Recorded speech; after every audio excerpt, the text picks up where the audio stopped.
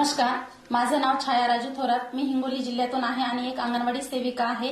मागील 1 महिन्यापासून me ask कंपनीमध्ये काम करत आहे आणि यामध्ये कामाचा रिझल्ट फार चांगला आहे आणि यामध्ये काम करत असताना मी 70 ते 80 महिलांना जॉईनिंग दिली आहे आणि त्यांच्या अंतर्गत काम करत असताना मी रोजचे दिवसाला 1000 ते 5000 एवढं कमवत आहे।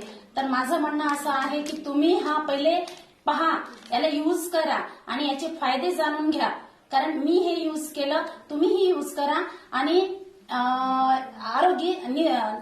तुमचं आरोग्य सुखाचं ठेवा।